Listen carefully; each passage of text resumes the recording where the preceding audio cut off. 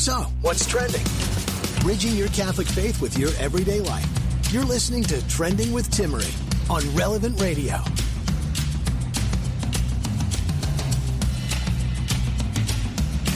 Want to join the conversation today? Listen up. This is what's happening today. I have to tell you, I came across this image on social media last week, and it really rubbed me wrong, and I couldn't figure out why until I was talking to Michael Gasparro, who's an associate marriage and family therapist, joining us every Wednesday, and he'll be with us in just a little bit. And here's what was rubbing me wrong about it. It might not be real. The image is a handwritten note from a father to his son, claiming that the father has known that his son was gay since he was 6. And I'm sorry, but I have a problem with putting a label on a 6-year-old like that, and then treating that 6-year-old for the rest of his upbringing as if it were so.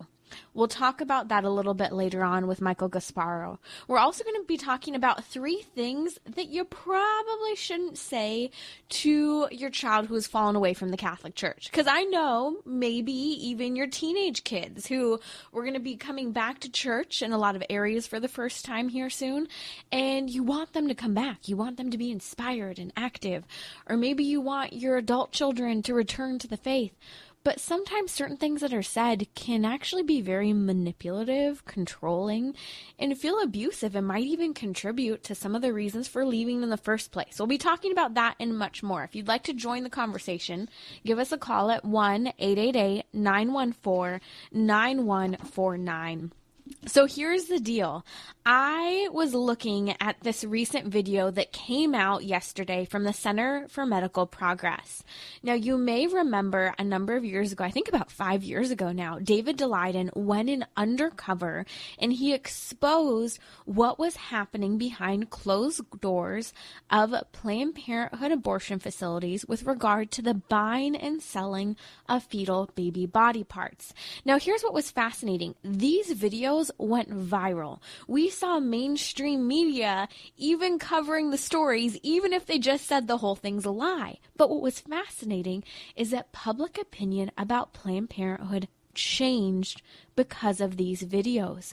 Fewer people, especially the young people who are going into the abortion clinic to have abortions, really began to trust Planned Parenthood in the same way. They questioned it. Because at the end of the day, when you put a face, when you put a name to the fetus, call that person a baby, and you talk about those baby body parts being experimented on and utilized for profit by the abortion facility that's supposed to have the woman's best interests in mind, people become concerned. But fast forward 5 years or so, as Planned Parenthood continues to be investigated by Congress, as Planned Parenthood continues to face legal charges, and at the same time, poor David Daleiden and others in his team are being targeted for what is legal investigative research, yet they're the ones being taken to court and facing criminal sentencing at the same time. But here's what's fascinating. The Center for Medical Progress yesterday released a video showing Planned Parenthood, whose same exact medical directors and clinic directors were caught over and over again running interviews claiming, well, we don't buy and sell fetal baby body parts. I don't know what you're talking about. We just provide, reproductive services for women, and we are in the business of caring for women. Well, it was a big, fat lie. Because here's the truth. When they're under oath on the witness stand and there are emails and documentation being brought in front of them, they have to answer certain questions that they don't want to answer. And when you're scared, when you're uncomfortable, when your attorneys are telling you and prepping you for certain questions, but then the judge forces you to answer others, and you'll notice they're brilliant. They know how to be basically interrogated by these attorneys. They know that if a question's being asked and their lawyers told them, maybe you shouldn't answer that, they delay. They wait to see if their attorney's objection will be overruled or not by the judge. They take a sip of their drink. They really kind of think and glance down at their notes, because here's the truth of the matter. For example, the Planned Parenthood Gulf Coast Abortion Center director Tram Wen ended up admitting For example, things such as emails, where in the emails and the contracts, it was documented that there was going to be this quid pro quo. I scratch your back, you scratch my back. In other words, you give me a harvested baby that's intact, for example, a harvested liver or thymus, and I'll give you money in exchange. And guess what? Planned Parenthood doesn't have to do a thing. These fetal aborted cell and aborted tissue companies come in and do all the work. So here's how much they were making. $750 per liver, $1,600 for a pair of a liver and a thymus from the same baby. The bottom line is, this is a federal crime to buy and sell fetal tissue. In fact, for the most part, it had universal agreement, Democrat, Republican, whatever party or non-party you choose, that this was wrong. And it's been for years. We know this has been happening under the veil of reproductive health because they make more money. In fact, if you just look at some of the numbers, they're staggering. You're listening to Trending with Timmerie. Thank you for joining me. If you want to learn more about trending, just head over to relevantradio.com/trending and connect with us on social media. You can find out what's coming up on the show, ask us to cover certain topics, and weigh in on the conversation. So here's the reality. For example, Planned Parenthood Marmonte, where they perform actually about 17,000 abortions, it had been confirmed that Planned Parenthoods such as these have been receiving upwards of $250,000 per year for harvesting babies' hearts, babies' brains, liver, thymus. We could go on and on. And in fact, here's just another example.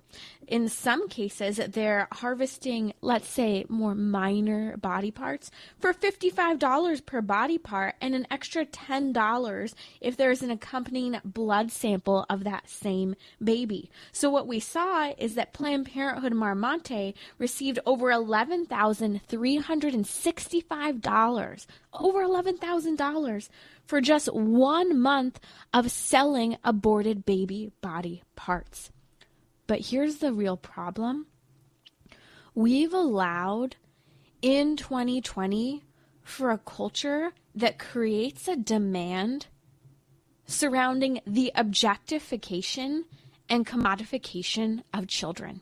And it's not just abortion. In this instance, pregnant women who are contemplating abortions are being targeted by Planned Parenthood directors. Oh, that girl's 25 weeks along. We have a list and we need 5, let's say, livers of babies at 25 weeks gestation. Or another example is that woman might be of a particular race. And so they're targeting these women and pressuring them to abort their children because they're making more money for their clinics. Not only that, I said it's not just abortion. For example, in vitro fertilization and surrogacy, again, ends up turning a child into a commodity to be objectified, sought after, and essentially to create a supply and demand chain for human beings, living human beings, intact baby parts in the case of Planned Parenthood.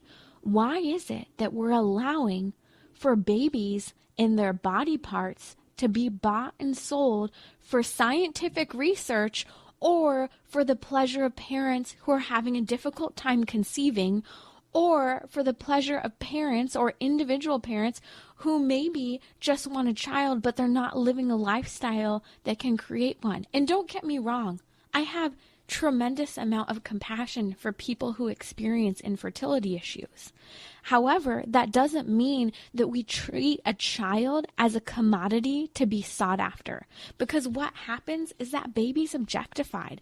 Its body parts are used for scientific experiments, and it's about a bottom line for some businesses. And so whether it's the director, Tram Wen, whether it's Dr. Dorothy Ferguson from the Planned Parenthood Chief Medical Officer, whether it's Dr. Mary Gatter, the one who said that she wants a Lamborghini in compensation for aborted baby body parts, these individuals have been caught on tape, being recorded, agreeing to the fact that they have participated and cooperated and signed papers to buy and sell, in their case sell, aborted fetal baby body parts. Joining me in just a little bit is Michael Gasparro, and we're going to be talking about some concern surrounding parenting, also from a different perspective as well. And that is the perspective and the questions we hear surrounding parents who, for example, are living a gay lifestyle and they want to have children. And I think that this really does connect to one another, because when we take babies out of sex and sex outside of marriage, we destroy the protection of the child to a right to a mother and a father. We destroy the protection of that child to growing up within the environment of its mother and father, but we also destroy that child's safety of living. Because think about it, as soon as we took babies out of sex, right, with contraception, abortion was the fail-safe. And now there's a whole industry being created out of this inability to conceive children over this confused sense of sexuality. Sex has a purpose of lovingly creating new life. Yet when we take that out of the proper context, here we are. We're buying and selling baby body parts and targeting women without their consent to sell their babies for quote-unquote scientific research. And then these same women who are told the lie about contraception and abortion, that it's necessary to get ahead in life, these are the same exact women who later often are experiencing the sorrow of infertility because they've waited too long. They've lived a lifestyle that they thought would work and be conducive with wanting to have a child on their timing. But the reality is, contraception and abortion does ding away at the ability and the years to actually have children, and it also dings away at our reproductive systems functioning as they ought. Pregnancy isn't a disease to be attacked like a cancer. A baby is where it should be when it's in a mother's stomach, naturally growing out of the loving act of a mother and a father. Joining me here on Trending with Timmerie is Michael Gasparro. If you'd like to weigh in on the conversation, give us a call. The number is 1-888-914-9149. Michael Gasparro is an associate marriage and family therapist who joins us every Wednesday here on Trending. And I am really looking forward to talking to him both about understanding the psychology of trying to help bring our loved ones back into the church, especially if you have children who have fallen away, but also especially on the perspective of topics surrounding the LGBTQ movement. Michael, I want to get your thoughts on this new Instagram post that I sent you, where the claim is made by the father, "I've known you were gay since you were 6, and I've loved you since you were born." What are your initial thoughts on this? Well, the first thing that comes to mind, Timmerie, is that we have a tendency and a temptation to put adult thoughts on children. And a 6-year-old is not fully sexually mature, and gay is a sexual identity of some kind. So I would really caution parents from the liberal to the conservative spectrum alike. I would caution you from labeling your children something directly related to a sexual act or experience at an age where they're not even engaged in sexualization itself. So that's my first reaction. I don't know if that came up for you at all. Oh, absolutely. And it stands out to me because you and I have talked about this. Gay is a lifestyle. People experience same-sex attraction, and they do and do not choose to act out upon it. It's a lifestyle. And so essentially saying your child is gay reduces that child to a sexual object from a very young age. And it makes me question, well, what then are you exposing your child to in that instance at such a young age if you're kind of all hunky-dory with this type of lifestyle that you're claiming your child has? Well, and I think a good thing to bring up here would also be to remind our listeners that we're not burying our head in the sand to the reality that some children exude certain behaviors that might be stereotypical towards developing homosexual tendencies in adolescence. And so this is where the work of Dr. Nicolosi, where I work as a clinician, is important to keep in mind. I think he had some great insights, Timmerie, which sometimes if a child in that instance might be, for instance, demonstrating hyperfeminization at a young age, as a 6-year-old boy, then let's look at behavior and interests and talk about relationship dynamics. What is the relationship like with this young boy and his father, for instance? A lot of times, young boys who express hyperfeminine characteristics at that age, 5 or 6 years old, they are experiencing many times, for especially the clinic I work, parental discord, meaning that their relationship with the primary male attachment figure is often not as strong as the primary female attachment figure in their life. So we can look at the situation and even possibly say, if this tendency or these issues are not addressed, there could be a temptation towards homosexuality as this young person is developing at a more likely rate than if maybe they weren't exuding these stereotypical behaviors. But we're not going to either A, we're not going to shame the child for it, or B, overgeneralize it as a gay identity at an age where this young boy has not even sexually developed yet. Absolutely. And, I'm thinking about this as you're talking. In this instance, the kind of same-sex attraction issue and the transgender issue come into play, because you're talking about gender identity disorder, dysphoria, some people call it, and it's when there's that hyperfeminization, as you talk about, when in reality, and this is my first reaction to this dad writing this about his 6-year-old son, is that we know from tons of studies that there's a broad range of about 80 to 95% of children who experience gender identity disorder that crosses over into transgenderism and same-sex attraction will actually end up both embracing their bodily sex and that orientation of their sexuality.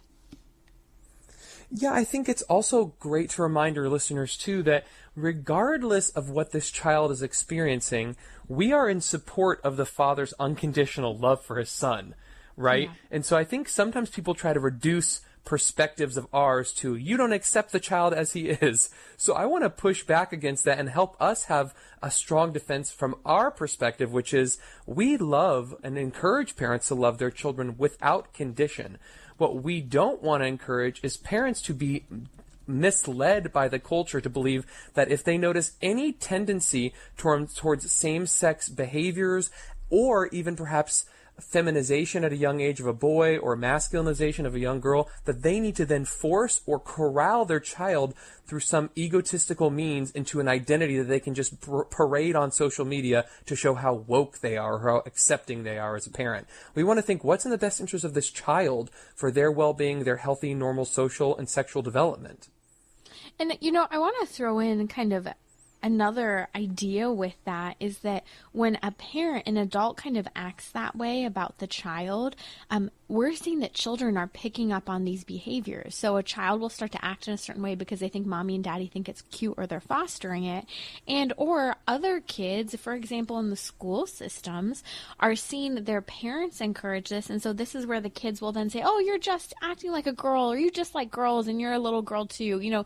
We're seeing that kids are picking up on this behavior because parents are talking about sexualized elements of their children in front of other children when they shouldn't be.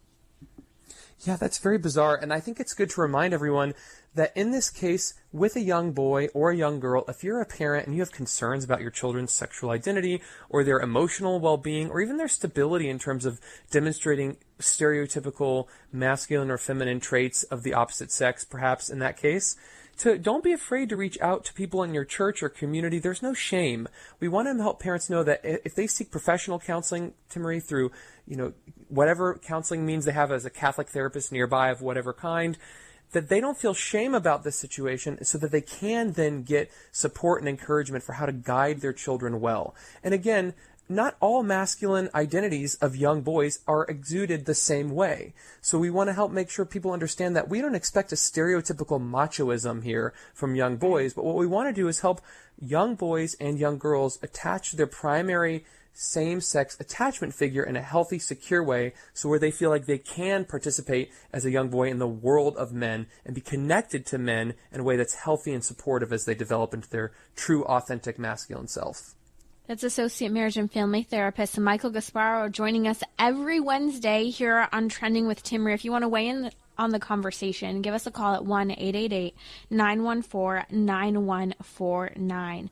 Listen, Michael, I want to continue to emphasize what you've been saying about this whole conversation surrounding unconditional love. And it really is a theme in some of the topics you and I will be discussing today, because I think some people will hear you and I, and they're going to think that we're telling them to treat their kid badly if they think they're experiencing same-sex attraction, or to love them less if they're, living some of this out. And that's not what we're saying. What we are saying is to be honest about the purpose of sexuality, to not overly sexualize children and reduce them to their sexual organs at an age that A, is just inappropriate, and B, is not the entire purpose of their life. Mm-hmm.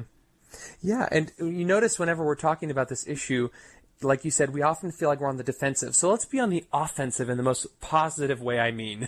In that, let's proclaim from the rooftops that we love our children as they are, that masculinity and femininity can be lived out in lots of beautiful ways, that children should be accepted without condition, but that we also believe there are moral truths that guide the way we socialize our children. And like you said, children are influenced by socialization. Let's not deny that. Psychologists know it. They admit it openly. Same-sex attraction as well as gender identity are influenced largely and predominantly by environmental factors. So let's be that sound voice of truth to these young people and show them that guidance towards what it means to be a man or woman of God. Amen. And listen, here's the other thing that stands out to me in this whole story. I think sometimes parents get confused about what their role is. And I find that a very modern form of parenting is to do two things. And these are both problems. When the parent wants to be the best friend of the child, and when the parent wants to be liked more than they want to be a parent. And so I read this note, which, by the way, we should talk about whether or not we actually think it's real. I read this note and I say, I actually think that this has more so to do with you than your kid, in a sense. Mm-hmm. Yeah, I'm not even sure it's a real note either. Who knows? I think sometimes notes like this get planted on the internet to try to promote an idea of what it means to be particularly it's like virtue signaling, let's say. Right. And so in this regard, yeah, if you as a parent do something in order to just make sure you are well liked, that's a narcissistic investment you have in your child. But when you think, what do I need to do to provide structure and guidance and love, which means boundaries exist for my child so that they have the best chance at being who God's calling them to be in their life, that's more of a loving position. And we have to remember that a lot of pieces are planted on the internet. A great example of this is Sue Ellen Browder. She was a writer for Cosmo for years. In fact, after writing for 20 years, eventually later on having experienced multiple abortions, later on converting to Catholicism, she wrote a book about 5 years ago or so called Subverted. Now, there's a documentary that just came out yesterday, a short 13-minute documentary by the Daily Signal, and we'll be talking about it tomorrow. But she talks about how they wrote lies and they were trained how to write lies, plant stories to kind of create the Cosmo girl, to create sexual liberation, to create a lifestyle that fuels this. And I think that this photo of a father writing this little note to his son is a planted piece. Or we have to question if other stories that seem so sweet are also maybe just trying to convince us to have this heart-wrenching reaction to the story. We'll be right back here on Trending with Timmerie with Associate Marriage and Family Therapist Michael Gasparro.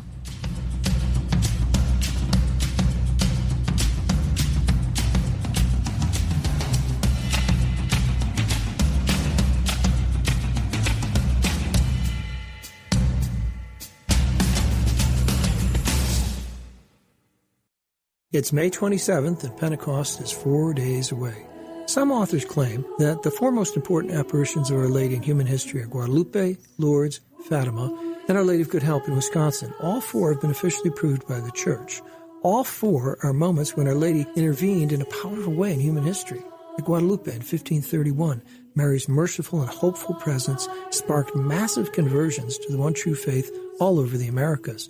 At Lourdes in 1858, Mary's merciful presence led to the miraculous cure of thousands of faithful. At Fatima in 1917, Mary warned of the wars and persecutions that all came true in the 20th century.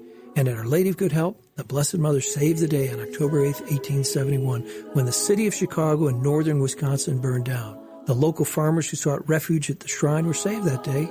Mary is at the crossroads of history, and miracles still happen. You don't have to take my word for it. Just ask anyone. who's been to these shrines and have received miracles. We're talking about what you're thinking about. You're listening to Trending with Timmerie on Relevant Radio and the Relevant Radio app. Join the conversation. Give us a call at 1-888-914-9149. You're listening to Trending with Timmerie with my guest today, Associate Marriage and Family Therapist Michael Gasparro, joining us every Wednesday with his great key insights into the world of therapy, same-sex attraction, and just being a Catholic who loves his faith and seeks to live it out. We're going to be touching in just a second upon the topic of same-sex parenting. Now, I know that this is a sensitive topic because I feel like often there's a lot of kind of heated debate over should, any parent or any individual be able to adopt a child or conceive a child through in vitro fertilization. But the one perspective we rarely hear about is the experience of the kid. And this post I saw the other day really reminded me of that. We'll get to it in just a second. The Relevant Radio studio line is sponsored by Catholic Order of Foresters. Employment opportunities to become an agent or information about their flexible premium life insurance plans are available at relevantradio.com/Forester. Michael Gasparro, Associate Marriage and Family Therapist, here with me. Michael, I saw this post on Instagram, and isn't Instagram great for just like seeing in a simple image, like the way our culture can be influenced? Here's a new one. Things not to say to same-sex parents. And they say things such as, you should not ask two dads who's the real mom and dad, or you shouldn't ask who's the donor, or things such as, who's biologically connected to this child, or who carried the child. They're like, no, use words such as donor, use words such as surrogate, like use this friendly language toward the parent so as not to offend them. And I just kind of call this one for what it is. What about the kid? What about the kid who's being denied a mother or a father, or who's being created for two individuals or one individual, and they're being signed away in a contract away from their parents before they're ever even created? There's a problem here. Yeah, and I think it's also good to remember that we're not saying that the parents' feelings aren't important. We're saying their feelings aren't more important than the children's well-being. So they can have their feelings and process their issues and their emotions. That doesn't give them a right to a baby, or the moral right to adopt a child, or the moral right to create a child through in vitro fertilization. And what's interesting is I have a good friend, Timmerie, who fosters children. And of course they want people to be sensitive as his husband and wife, they foster children together. They want people to be sensitive to the children so that when they ask the children about their living experience, that it's done in a way that's sensitive to the children's needs and well-being. And that's when something is really in the right direction, when we're concerned more for how can we do things in the children's best interest, not just with our language, but with our actions. And I think a lot of the issue here for me that I take the most issue with is that when considering these parenting options with same-sex couples, it's not that I disregard the children, it's that we care so much about children's well-being that we want to put that at the forefront.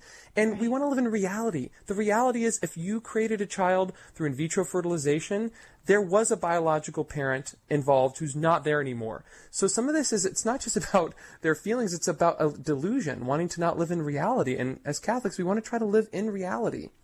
It's so true. And, I keep bringing it back as well. You mentioned friends who foster, and I keep thinking about that issue because, doing SIBOC counseling for years and also working in the crisis pregnancy centers, I've seen so many women who have chosen to place their children for adoption.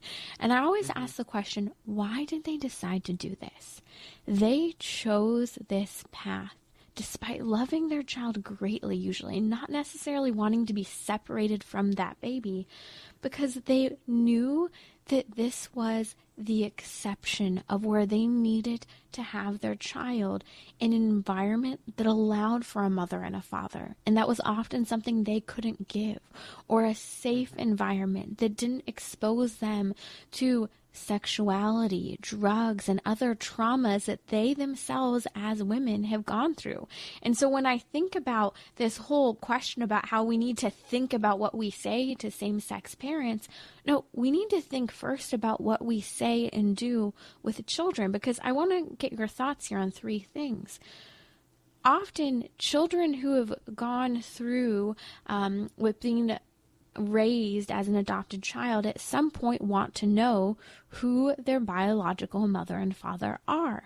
So we can't ignore the fact that these kids can't be lied to their whole life when they want to know the answer to the question of who's my mom and dad. I had to have had both. And so can't this cause great confusion for a child when they're raised with two parents of the same sex?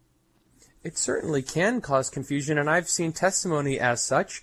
I'm not saying that there are no children of same-sex parents who seem to have certain positive outcomes in their life. Of course there are. But what we want to highlight more is what is the underlying issue here. If you tell children they didn't need a mom or a dad, you're depriving them of the natural and normal heart's desire to be parented by both of your parents. And so it's sort of saying, here's a wound, but by the way, you don't have a wound. It's traumatizing for children to be told that that natural thing you strive and long for in the deepest part of your heart, for a mom and a dad, that doesn't matter. Your feelings don't matter. And children, their needs must be put above the needs of the parents in this case. And it's just unacceptable to ignore that fact.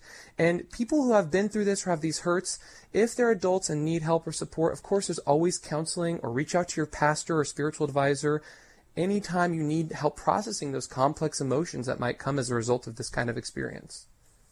That is Associate Marriage and Family Therapist Michael Gasparro. You can find him at healingandpeace.com. Again, that's healingandpeace.com. Okay, moving on to kind of a different topic, but I think in a sense sometimes it related to the whole LGBTQ issue, abortion, you name it.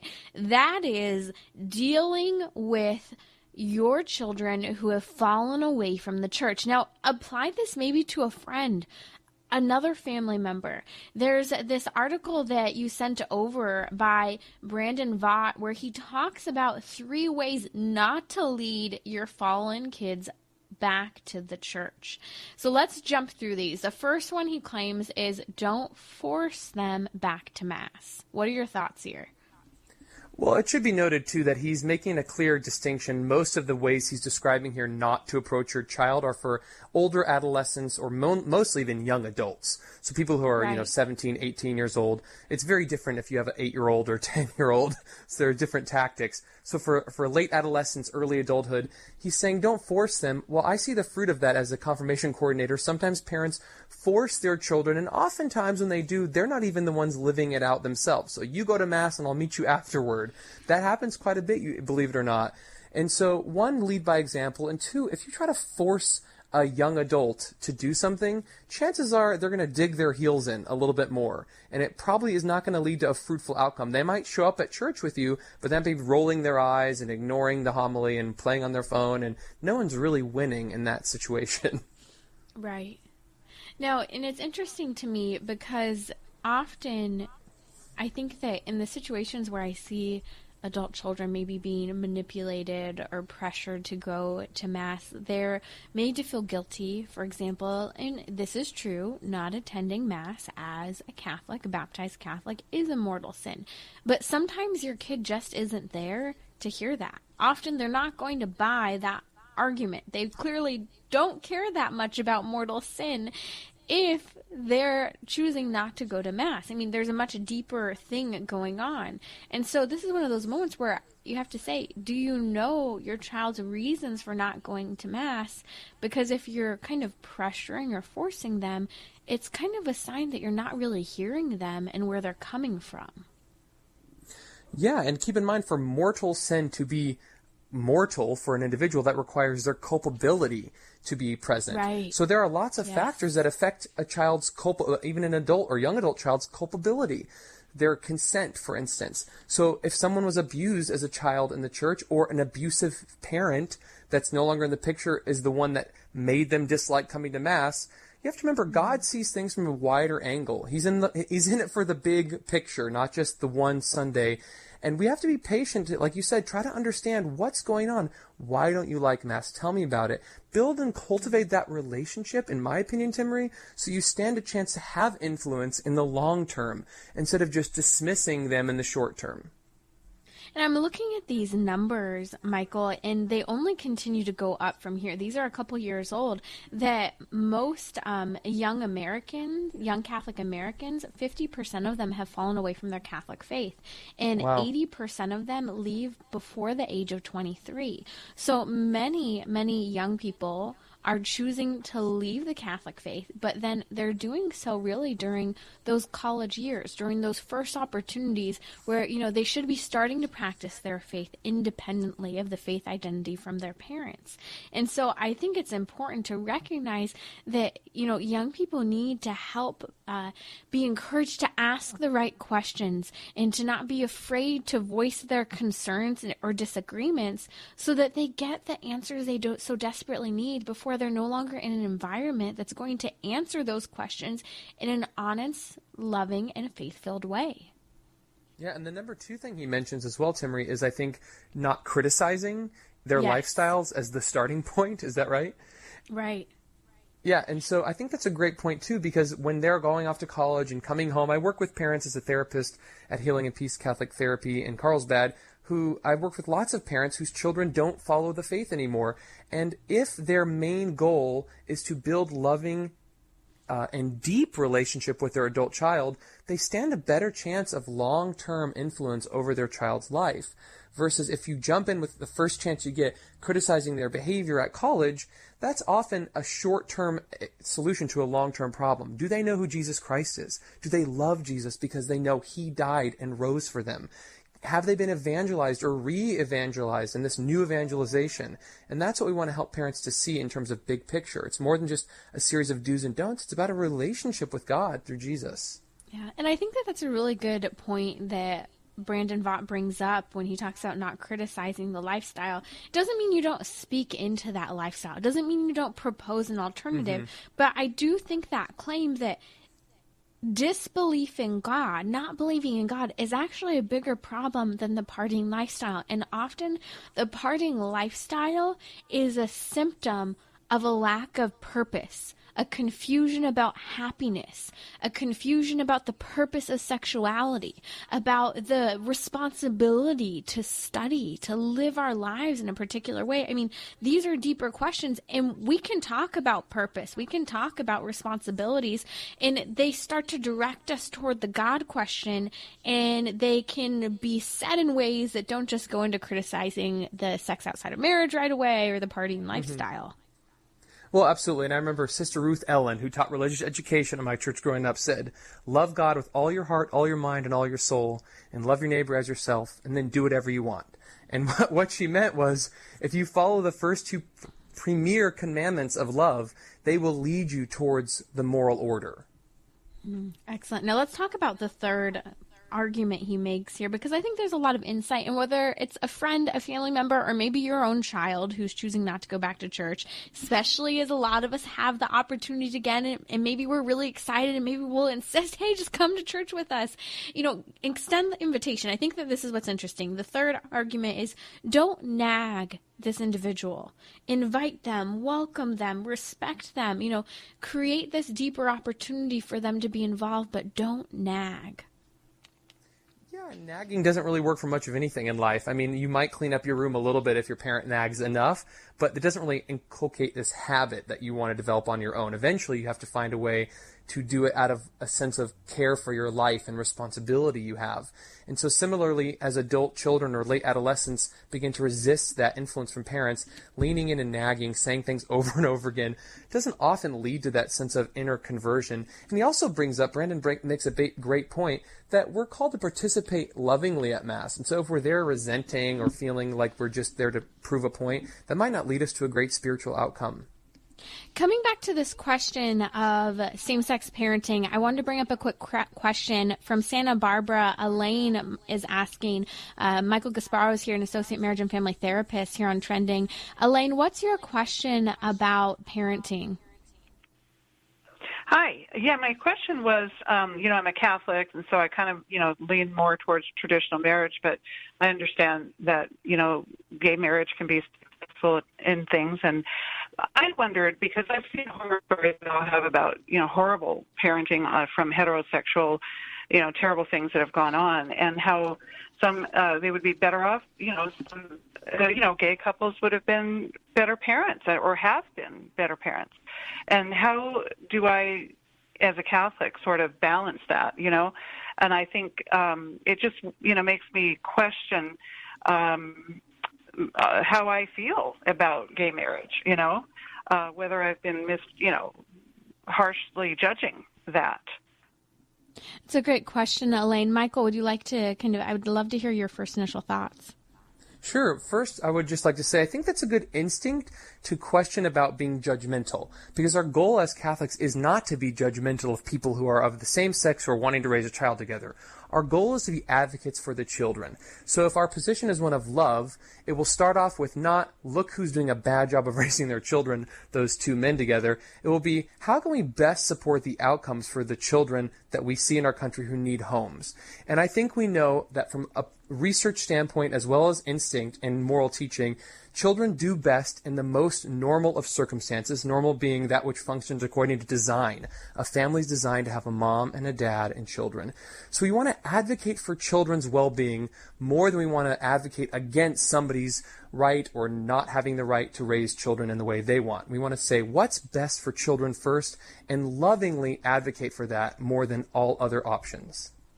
Those are great points, Michael, and I'll just add, Elaine, I really do think this is a good question, and it's one that many people have but aren't willing to bring up, so thank you for asking it. Here's first kind of the same point that Michael was making. We have to talk about the rights of children first, and the reality is that the child has a right to a mother and father, and studies continuously show that the child needs the engagement of a mother and a father in their upbringing. So then that brings the question of, why would we intentionally create an environment where a child is being denied a mother and a father, especially when most adoptive parents are choosing to place their child that they love for adoption because they cannot provide a mother and a father. And there's a waiting list of tens of thousands of couples at a time who are waiting right now to adopt a child. And we're talking about married couples, mothers and fathers. The third point is when we lean toward approving same-sex parenting, here's the biggest problem I see as well. How is that child being brought into existence? Because what we're seeing is that there's been an environment of creating designer babies, of creating a child for the pleasure of the parents, and creating these children intentionally not to have a mother and a father, to be separated their whole life from a mother and father as well. And so there are important ethical questions that are being brought up when we start to talk about removing the child from its natural born right to having a mother and a father. We want to provide the best possible experience and outcome. And yes, many parents can be loving and provide a great environment, but we also have the ability to help provide a mother and a father for these children and not create bigger ethical problems of creating a child outside of wedlock or even outside of the loving act of a man and a woman. So great question, Elaine. Any final thoughts, Michael? I just want to advocate for people, if they're listening to this and they've been harmed by either the culture that has created an environment where they felt like they didn't have the right to a mom and a dad, or if they feel like they're struggling with how to make sense of their Catholic faith in regard to these topics, feel free to reach out to us at Healing and Peace Catholic Therapy Services. But also remember, you're not alone, and be courageous and ask questions like our last caller did, because we want to lean in and guide people and have these honest conversations to work through these issues in community with one another while we seek God's truth in our life. That's Associate Marriage and Family Therapist Michael Gasparro. You can find him at healingandpeace.com. That's healingandpeace.com. Thank you so much for being with us, Michael. You're listening to Trending with Timmerie. Now, I want to talk about another topic surrounding the issue of inviting loved ones back into the church. We talked last week a little bit about atheism and spirituality, but I also want to touch on overall bigger picture issue of, do they even believe in God? And is this maybe the reason why they're not wanting to go to church? Because we were talking last week about how often people don't necessarily they've never been experienced to a good argument that proves the existence of God.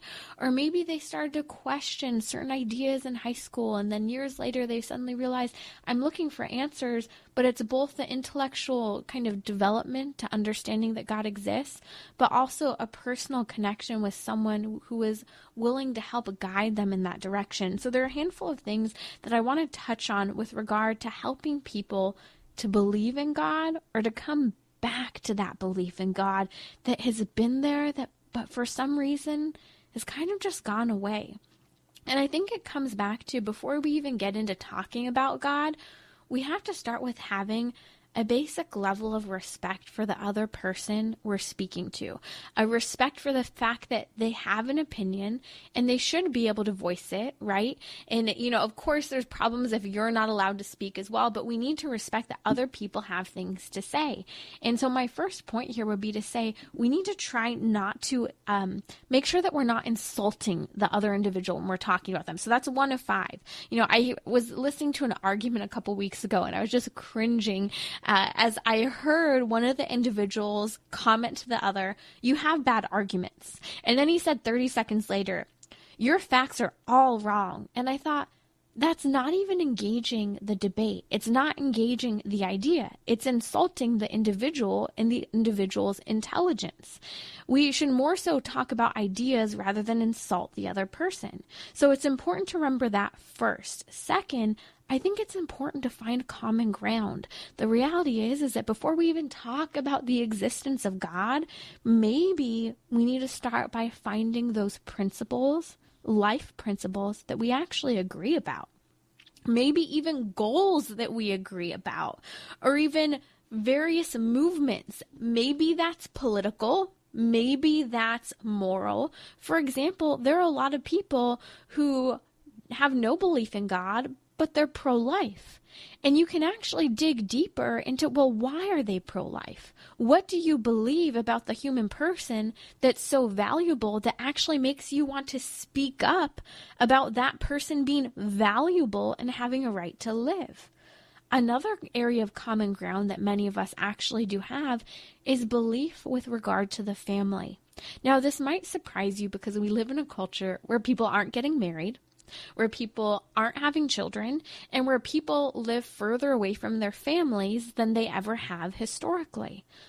But here's what I think we can see in the common ground, that even in these instances, many of them still do have deep-seated natural beliefs about the family. And there may be various types of wounds and things that exist that they want the ideal, they haven't experienced the ideal, but they can still talk about what that picture perfect ideal family would be for them. And so I think that it can kind of be fun when we try to find common ground to help people dream a little. What would your happiness look like? I have a family member who had a child for the first time last year. And I was really moved when the day he had his child, he kept commenting to members of the family about how when he'd look into his future years ago, he would remember spending time with our family in the backyard. He would remember sledding and having kind of these active moments where we were a cohesive family. And he said, these were the things I realized I wanted. And these are moments when people dream about what they really want, they start to make changes and reorient their life towards something. And so this helps people to see there are deeper truths. There's a deeper reality than maybe I'm thinking about. So again, that's don't make insults. Second, find common ground. But third, ask good questions. Ask why. Why do they have these principles? Why do they have these goals? Why do they have these ideals about family, but maybe they don't live them out?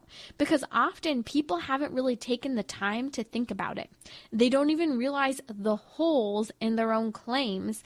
And often their family of origin or past experiences with religion have actually gotten in the way, unfortunately, of them really giving these questions kind of good thought. And so encouraging them to say, hey, have you thought about this? Think about it. You don't have to give me an answer right now. My fourth comment would be allow them to take time and think. Plant the seed. Ask the question. Don't expect to change their mind right away. We want to win people, not arguments. And fifth, remember that the Holy Spirit is going to help guide that person, not just you, to find truth.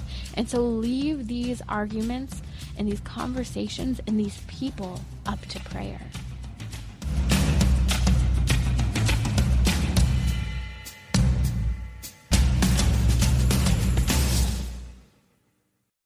It's May 27th and Pentecost is 4 days away.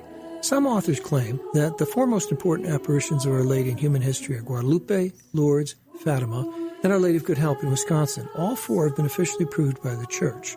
All four are moments when Our Lady intervened in a powerful way in human history. At Guadalupe in 1531, Mary's merciful and hopeful presence sparked massive conversions to the one true faith all over the Americas. At Lourdes in 1858, Mary's merciful presence led to the miraculous cure of thousands of faithful. At Fatima in 1917, Mary warned of the wars and persecutions that all came true in the 20th century. And at Our Lady of Good Help, the Blessed Mother saved the day on October 8, 1871, when the city of Chicago and northern Wisconsin burned down. The local farmers who sought refuge at the shrine were saved that day. Mary is at the crossroads of history, and miracles still happen. You don't have to take my word for it. Just ask anyone who's been to these shrines and have received miracles.